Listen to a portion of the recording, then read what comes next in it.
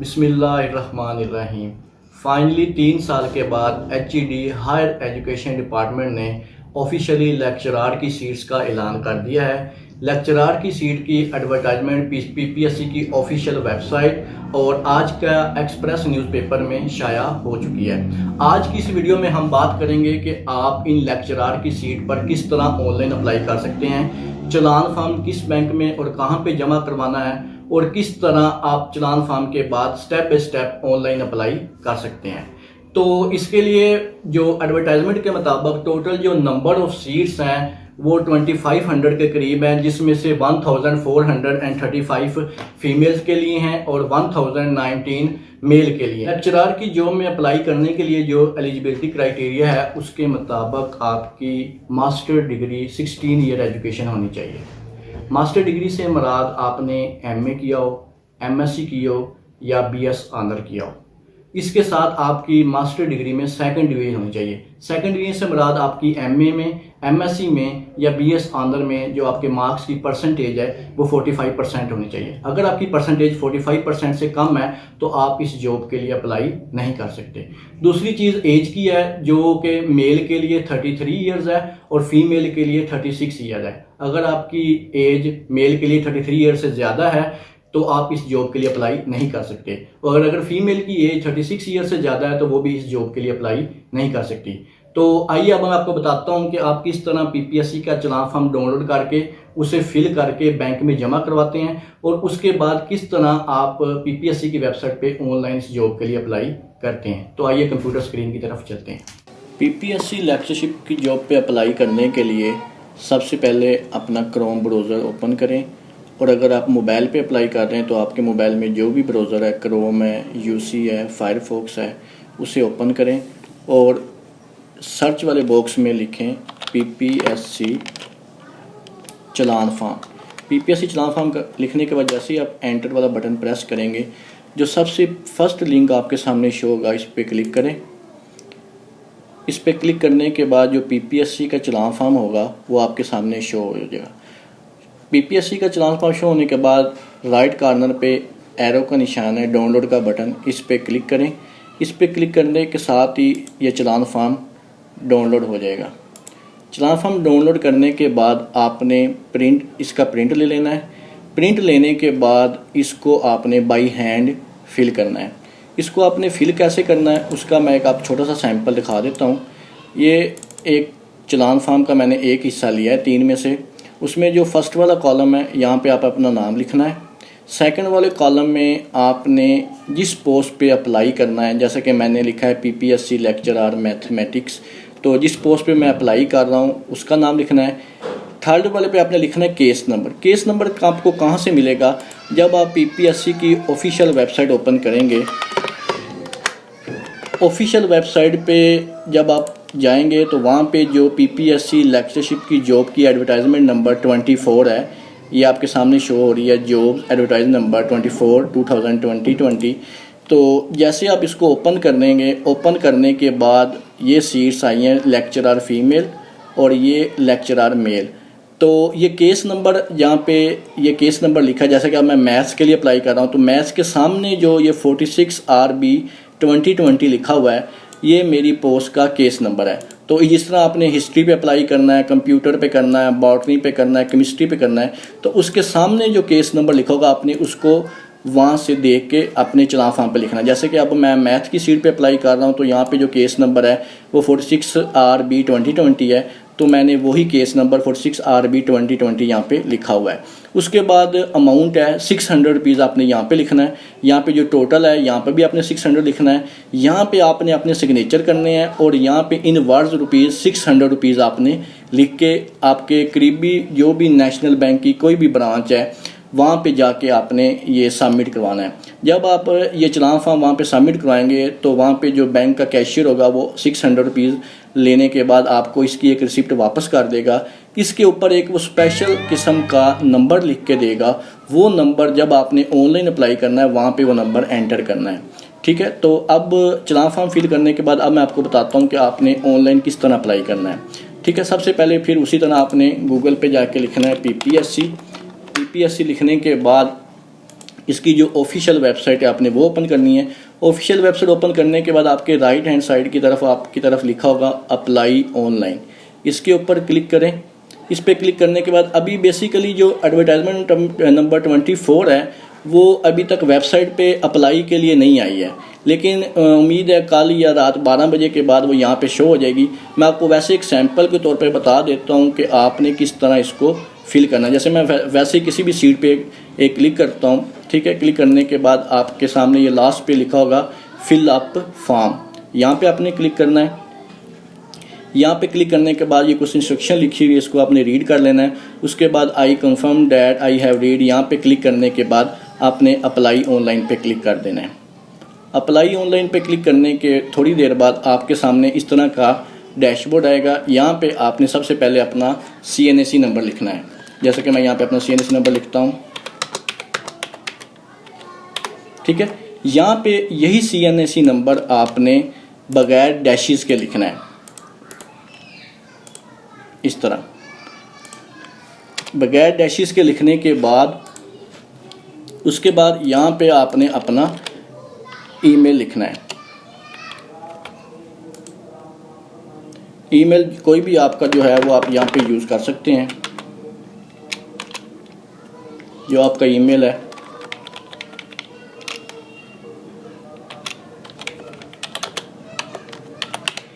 Email लिखने के बाद यहाँ पे आपने मोबाइल नंबर लिखना है, लेकिन मोबाइल नंबर लिखते वक्त आपने एक चीज़ का ध्यान रखना है कि आपका जो नंबर है वो किसी दूसरे नेटवर्क पे कन्वर्ट ना हो। मीन कि अगर आपका यूफोन का नंबर है और आपने टेलीनॉर पे कन्वर्ट किया हुआ है तो आपने वो वाला नंबर यहाँ पे एंटर नहीं करना। आपने वही नंबर लिखना है जो आपका ऑफिशियल नंबर है और वो किसी दूसरे नंबर पे कन्वर्ट नहीं हुआ। कन्वर्ट नंबर ना लिखने का नुकसान क्या होता है कि जब PPSC की तरफ से आपको टेस्ट का मैसेज आता है, अगर आपका नंबर कन्वर्ट होगा तो वो आपको मैसेज रिसीव नहीं होगा। तो यहाँ पे आपने अपना जो आपका ऑफिशियल नंबर है जो कन्वर्ट नहीं हुआ आपने वो यहाँ पे लिखना है।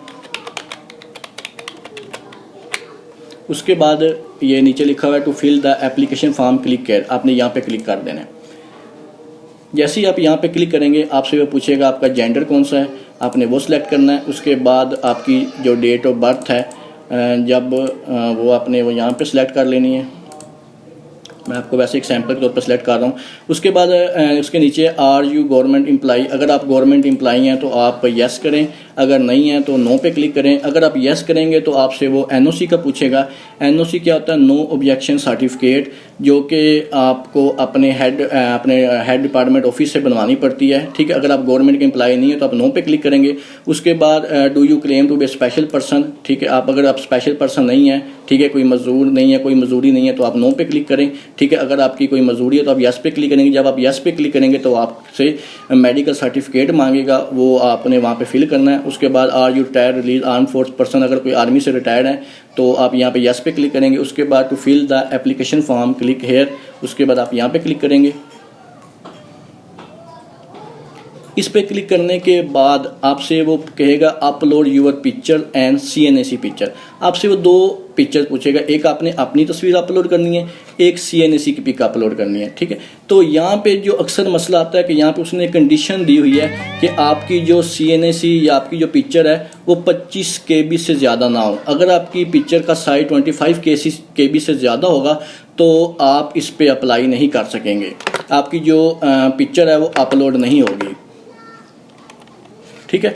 तो उसके लिए मैं आपको बता देता हूँ किस तरह आप यहाँ पे ये कर सकते हैं अपनी पिक्चर का साइज़। अब जैसे कि मेरे पास ये पिक्चर एक सैंपल के तौर पे मैंने रखी है। जब मैं इसका साइज़ चेक करता हूँ तो ये 221 KB की है, मीन के 221 KB के, जबकि PPSC की जो रिक्वायरमेंट है उसके मुताबिक आपकी जो पिक्चर है वो 25 KB से ज़्यादा नहीं होनी चाहिए। तो इसके लिए आप ऑनलाइन कन्वर्ट कर सकते हैं। उसके लिए एक बहुत छोटी सी वेबसाइट है सॉफ्ट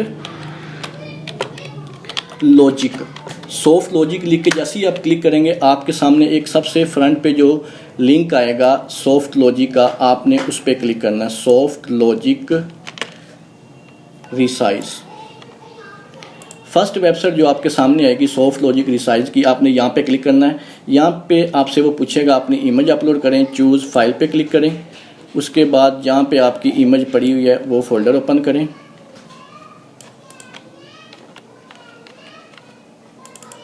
ये मैंने सेलेक्ट की, जैसे ये इमेज सेलेक्ट करेंगे उसके बाद डाउनलोड इमेज पे क्लिक करें।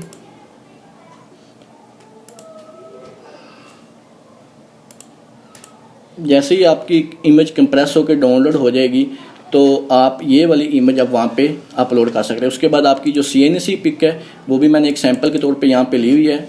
CNC की पिक क्लिक करें, उसके बाद कंप्रेस इमेज पे क्लिक करें।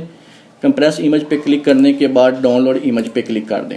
जैसे ही आप डाउनलोड इमेज पे क्लिक करेंगे आपकी दोनों पिक्चर जो है वो कंप्रेस होके सेव हो जाएंगी, ठीक है। उसके बाद आप दोबारा एप्लीकेशन फॉर्म पे आएँ, यहाँ पे चूज़ फाइल अपलोड पिक्चर का लिखा हुआ है। इसको रिसाइज करने के बाद आपने यहाँ पे अपनी इमेज और अपनी CNC की इमेज अपलोड करनी है।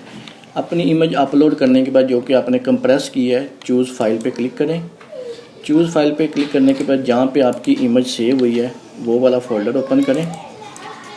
फ़ोल्डर ओपन करने के बाद जो आपकी कंप्रेस इमेज है वहाँ पे क्लिक करें, अपलोड पिक्चर पे क्लिक करें।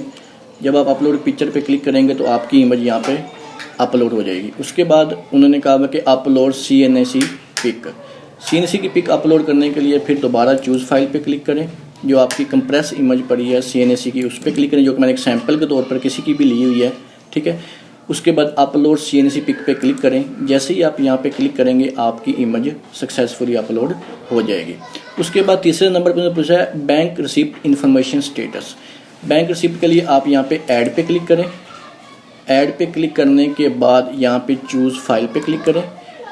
जब आप चूज़ फाइल पे बैंक की रिसिप्ट पे क्लिक करेंगे, अपलोड पिक्चर पे क्लिक करेंगे तो आपके जो बैंक की चलान की पिक है उसने कहा है कि इसका जो साइज़ है वो 25 KB से ज़्यादा है, तो इसको भी कंप्रेस करें। उसके लिए आप दोबारा सॉफ्ट लॉजिक वेबसाइट पे जाएं, चूज़ फाइल पे क्लिक करें, चलान फॉर्म की पिक पे क्लिक करें और कंप्रेस इमेज पे क्लिक करने के बाद डाउनलोड इमेज पे क्लिक कर दें। जैसे डाउनलोड इमेज पे क्लिक करेंगे आपकी जो चलान फॉर्म की पिक है वो कंप्रेस होकर डाउनलोड हो जाएगी। उसको आप ओपन करें। ओपन करने के बाद आप दोबारा वेबसाइट पे जाएं, चूज़ फाइल पे क्लिक करें। जो आपका कंप्रेस चलान फॉर्म पड़ा हुआ है जो आपने बैंक में पे किया है उस पर क्लिक करें, अपलोड पिक्चर पे क्लिक करें तो आपके जो बैंक के चलान फॉर्म की इन्फॉर्मेशन है वो यहाँ पे अपलोड हो जाएगी। उसके बाद उसने पूछा है बैंक रिसिप्ट डेट कि आपने किस डेट को ये पे किया। जैसे कि आज 24 को मैंने पे किया तो मैं यहाँ पे क्लिक कर दूंगा। बैंक रिसिप्ट नंबर, अब ये वाला जो नंबर है ये नंबर आपको कैशियर बताएगा जब आप बैंक में चलान फॉर्म जमा करवाएंगे। वो कोई भी 2 हिस्सों का हो सकता है, 3 हिस्सों का हो सकता है। मैं फॉर एग्जांपल यहाँ पे 25 लिख देता हूँ। उसके बाद आपने नेशनल बैंक में जमा करवाई है, उसके बाद अपने जिस बैंक में आपने जमा करवाई है उसका नाम लिखें, जैसे कि फैसलाबाद में जमा करवाई है। उसके बाद आगे वो पूछेगा फैसलाबाद की किस ब्रांच में जमा करवाई है, आपने जिस ब्रांच में जमा करवाई है वो सिलेक्ट कर लें। उसके बाद आपने सेव इन्फॉर्मेशन पे क्लिक करना है। सेव इन्फॉर्मेशन पे क्लिक करने के बाद आपने नेक्स्ट पे क्लिक कर देना है। जैसे ही आप नेक्स्ट पे क्लिक करेंगे उसके बाद आपसे पूछेगा पर्सनल रिकॉर्ड स्टेटस, जो आपका पर्सनल डाटा आपने वो एंटर करना है। उसके लिए आप ऐड पे क्लिक करें। ऐड पे क्लिक करने के बाद आपसे वो पूछेगा अपना मुकम्मल नाम लिखें। याद रखिएगा आपने यहाँ पे अपना वही नाम लिखना है जो आपकी डिग्रीज़ के ऊपर है या आपके CNC के ऊपर लिखा हुआ है, ठीक है। उसके बाद आपने अपना रिलीजन सेलेक्ट करना है। उसके बाद आपने अपने जो आपका शनाख्ती कार्ड है वो किस डेट को एक्सपायर होना है आपने वो डेट सेलेक्ट करनी है, ठीक है, जिस डेट का आपका वो CNC के ऊपर मेंशन होता है। उसके बाद आपने अपना पोस्टल एड्रेस लिखना है जो आपका CNC के ऊपर लिखा हुआ है। उसके बाद आपने अपना मोबाइल नंबर लिखना है, मैं फॉर एग्ज़ाम्पल वैसे ही लिख रहा हूँ, ठीक है। उसके बाद आपने अपने फादर का नाम लिखना है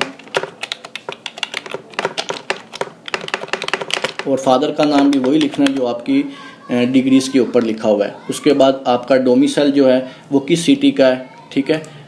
और एक बार याद रखें इसके लिए आपका जो डोमिसाइल है वो पंजाब के किसी भी शहर का होना चाहिए। अगर आपका डोमिसाइल फेडरल का है, पंजाब के अलावा है, तो आप इसके लिए अप्लाई नहीं कर सके। उसके बाद जो नेक्स्ट उसने पूछा है डोमिसाइल इशू डेट, कि आपका डोमिसाइल जो है वो किस डेट को इशू है। वो मैं कोई भी एक डेट सेलेक्ट करता हूँ, आपकी डोमिसाइल पे मेंशन होती है। उसके बाद आप मैरिड है कि सिंगल है आपने वो सिलेक्ट करना है, ठीक है। उसके बाद आप have you any relative working employ in PPS, अगर आप वहाँ पे कोई काम करते हैं, ये सारे नो ही रहने दें, ठीक है। इसको आपने किसी को नहीं सिलेक्ट करना, किसी चीज़ को भी। उसके बाद यहाँ पे जो तारीख है वो ये है, इंडिकेट सेंटर। आप ये ध्यान रखिएगा, ये आपने ध्यान से सिलेक्ट करना है कि आपका जो पीपीएससी का टेस्ट है, जो लेक्चरशिप का टेस्ट है, आप जो अप्लाई कर रहे हैं वो आपने वही सिटी सिलेक्ट करना है जिस सिटी में आपका डोमिसाइल बना हुआ है या जहाँ पे आप रहते हैं या जो आपके घर के करीब तरीन सिटी है वो सिलेक्ट करना है। जैसे कि मैं फैसलाबाद से हूँ तो मैं फैसलाबाद सिलेक्ट कर रहा हूँ, ठीक है। उसके बाद यहाँ पे लिखा number of chances availed for this post.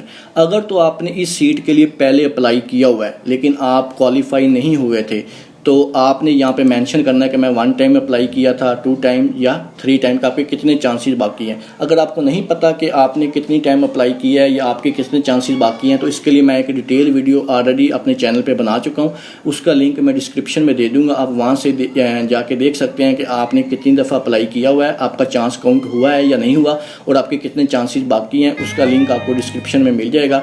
तो जैसे कि मैं यहाँ पे पहले कभी भी अप्लाई नहीं किया था, मेरा 0 चांस है तो मैं 0 लिख रहा हूँ। उसके बाद आपने सेफ इन्फॉर्मेशन पे क्लिक कर देना है। सेफ इन्फॉर्मेशन पे क्लिक करने के बाद आपने नेक्स्ट करना है। जैसे ही आप नेक्स्ट करेंगे आपका जो पर्सनल डाटा है वो सक्सेसफुली सेव हो जाएगा। उसके बाद उसने पूछा हुआ है एजुकेशन रिकॉर्ड स्टेटस, तो एजुकेशन के लिए आपने फिर दोबारा ऐड पे क्लिक करना है। जैसे ही आप ऐड पे क्लिक करेंगे वो उसने नीचे बता दिया हुआ है कि आपका इसमें मैट्रिक सबसे पहले पूछेगा, फिर इंटरमीडिएट। अगर आप लेक्चरशिप के लिए अप्लाई करेंगे, मैं एक एग्जाम्पल के तौर पे अप्लाई कर रहा हूँ, तो जैसे यहाँ पे बैचलर लिखा हुआ है, यहाँ पे आपका मास्टर डिग्री लिखा होगा, बीएस ऑनर लिखा होगा, एमएससी लिखा होगा या एमए लिखा होगा, ठीक है। तो मैं प्रोसीड फर्दर करता हूँ। जैसे मैं प्रोसीड फर्दर करूँगा सबसे पहले वो कहेगा मैट्रिक की डिग्री की इन्फॉर्मेशन दें, फिर इंटरमीडिएट की, फिर यहाँ पे बैचलर लिखा है। आप जब लेक्चरशिप के लिए अप्लाई करेंगे तो यहाँ पे मास्टर लिखा होगा, तो आपने इसको फर्दर प्रोसीड कर देना है।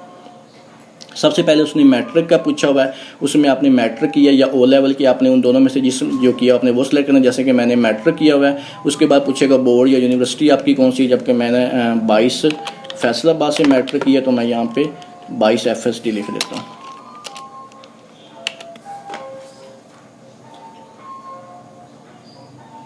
उसके बाद इफ़ बोर्ड यूनिवर्सिटी, अगर आपका बोर्ड यूनिवर्सिटी यहाँ पे ना शो हो रहा तो आप यहाँ पे वो मैनुअली भी लिख सकते हैं। उसके बाद मेजर सब्जेक्ट्स जो थे वो मेरे बायो, फिज़िक्स और केमिस्ट्री थे, वो मैंने यहाँ पे लिख दिए।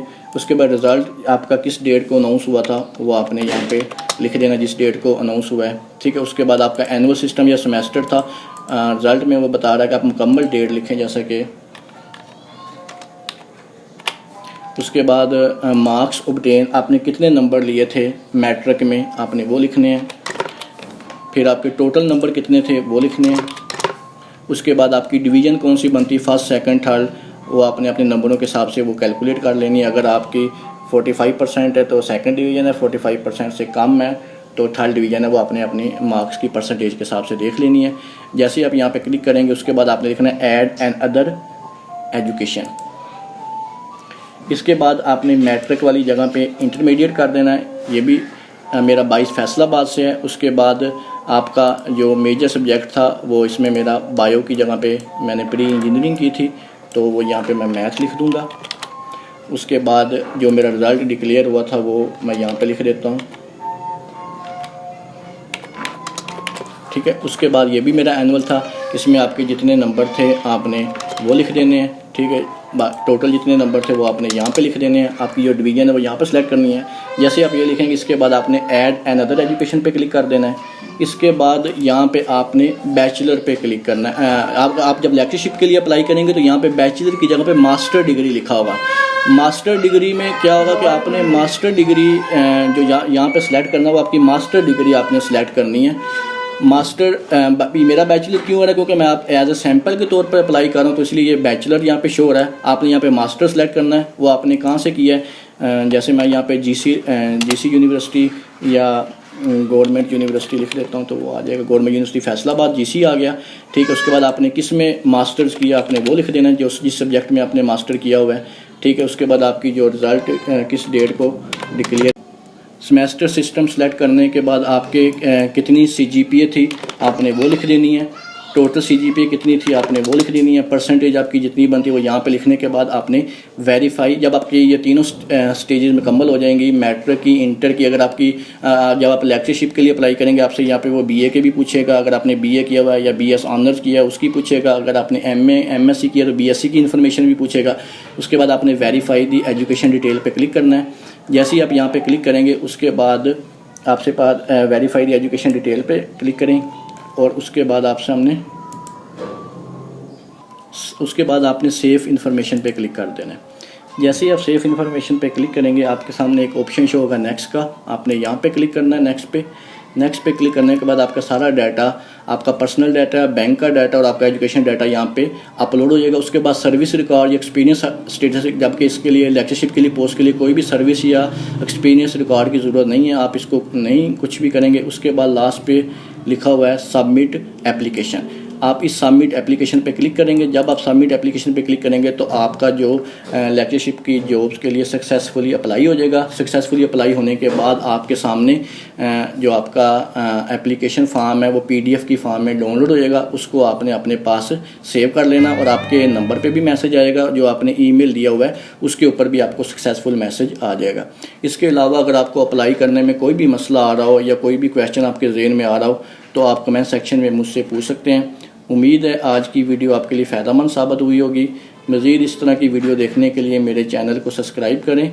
दुआओं में याद रखिएगा। अल्लाह हाफिज़।